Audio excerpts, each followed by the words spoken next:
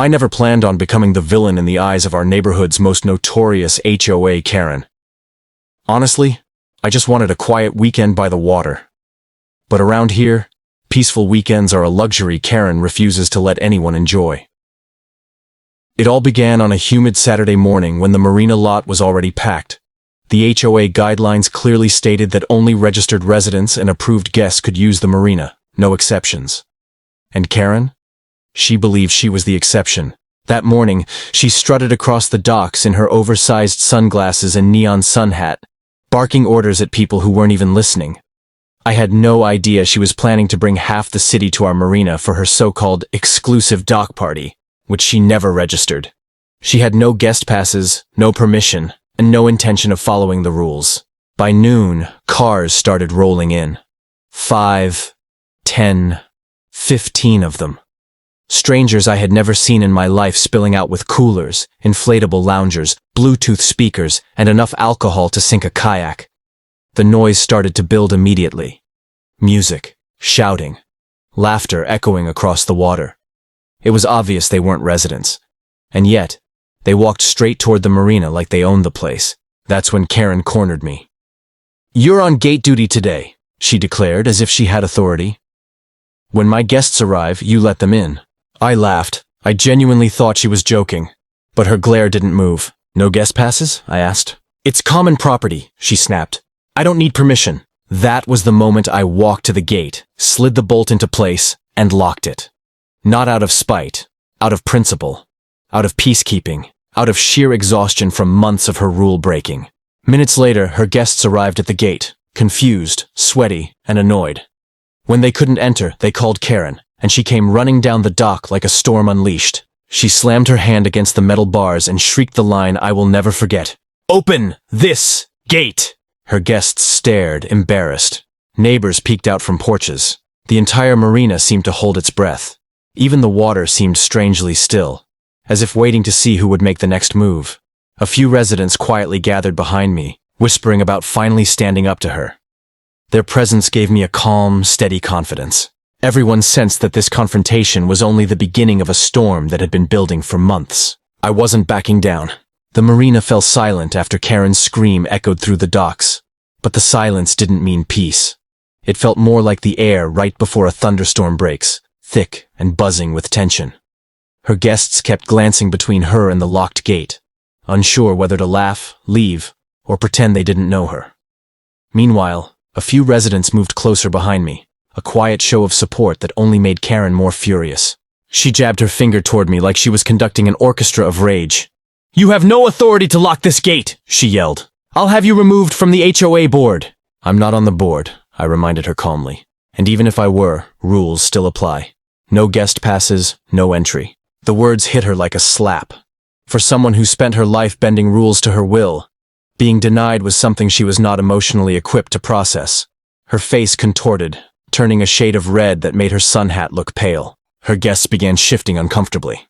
One man whispered, "Maybe we should just go." But Karen snapped at him. "You stay. You're invited." It didn't help that residents were pulling out their phones. Not to be dramatic, just to document. Because with Karen, documentation wasn't paranoia, it was survival. She realized she was being recorded, and that's when her meltdown truly went public. She started pacing, ranting, screaming about property rights, the Constitution, and something about maritime law, which made zero sense. She shook the gate so violently that even her own guests stepped back. One woman muttered, "She didn't say it would be like this." I simply stood there, calm, hands in my pockets, watching her burn herself out. The more she escalated, the more rational I appeared, and the cameras loved that contrast. Finally, she tried another angle. "Fine," she roared. "I'll call the HOA president. He'll fix this." That was the moment the crowd reacted, not with fear, but with a collective exhale. Because everyone knew something Karen conveniently forgot. The HOA president lived 2 docks down, and he was already walking toward us. He approached slowly, arms crossed, expression unreadable. Karen's confidence deflated like a cheap pool float as he got closer. "Karen," he said calmly, "did you file a guest request?" Her silence was answer enough. Before she could spin a new excuse, The president's eyes shifted to the crowd behind me and the locked gate beside me. He nodded once, signaling approval, an acknowledgement that I was in the right. Karen saw it too, and the shock in her eyes revealed fear of losing control. And everyone knew she wouldn't surrender now. When the HOA president stepped onto the dock, the atmosphere shifted instantly. Karen's spine straightened, her rage temporarily replaced by a brittle, faker-than-plastic smile. She brushed her hands down her blouse as if smoothing out her personality. Her guests, unsure what was happening, lingered behind her like confused backup dancers waiting for choreography. The HOA president, Mr. Dalton, surveyed the scene calmly. The locked gate, the restless guests, the residents with phones, and Karen, still vibrating with barely contained indignation. He took a slow breath, the kind a parent takes before asking a child why the living room is suddenly on fire. "Karen," he said, voice level but firm. "You know the Marina requires pre-registered guest passes. Did you file any for today?" She opened her mouth, closed it, opened it again, and finally blurted, "I don't need to. It's common property. Everyone should be allowed in." "Everyone?" he repeated, raising a brow. "Including people we've never met? People who aren't residents? People bringing giant speakers and enough beer to drown the docks?" Her guests, especially the guy with a neon cooler the size of a washing machine, suddenly looked very invested in the ground. Karen tried pivoting. "This is harassment. She pointed at me so aggressively I'm shocked her finger didn't detach. "Locked the gate and embarrassed me in front of my guests." "Correction," I said calmly. "I enforce the rules you constantly break." A small ripple of laughter passed through the watching crowd. Karen spun toward them like a hawk spotting prey, but Mr. Dalton held up his hand. "Enough," he said. The single word cut sharper than any yell could. "Karen, you've been warned multiple times about abusing the Marina privileges. You know the process. No request. No guests. No exceptions." "But," she sputtered. "And," he continued, "you telling someone they're on gate duty without authority? Not acceptable. You don't run this Marina." Her face fell. That one line hit her where it hurt most, her imaginary throne. The guests, sensing the party had died before it began, started inching back toward their cars. One woman whispered, "Karen, let's just go. This is too much." Karen snapped, "No one leaves." But the HOA president stepped forward, shaking his head. "Actually, they do. Immediately." Her jaw dropped. Then came the final blow. "Karen, due to repeated violations, your Marina access is suspended for the next 60 days. The dock erupted, not loudly, but with that subtle, satisfying murmur of people witnessing justice finally being served. Karen stood frozen, eyes wide, mouth trembling, the weight of humiliation crashing over her. And she wasn't done exploding. For a full 5 seconds, Karen didn't move. She just stared at Mr. Dalton as if he had spoken in an alien language. 60 days without Marina access was the harshest punishment she had ever received. And judging by the twitch in her left eye, she took it as a personal attack on her entire existence. Then the explosion came. "You can't suspend me!" she shrieked. "I'm the only one who actually cares about this community. I attend every meeting. I enforce the rules. Mr. Dalton cut her off. "No, Karen. You enforce your version of the rules, and you break the real ones whenever it suits you." Another wave of murmurs rippled through the onlookers. Karen's guests were now practically fleeing, pretending they had nothing to do with her. A couple even mouthed sorry to the residents as they passed. Karen whirled back toward me with renewed fury. "This is your fault! If you hadn't locked that stupid gate, none of this would have happened." I stayed calm. If you had followed the process, the gate wouldn't have been locked. That simple logic ignited her like gasoline. "You think you're some kind of hero?" she spat. "You think everyone's on your side? Just wait.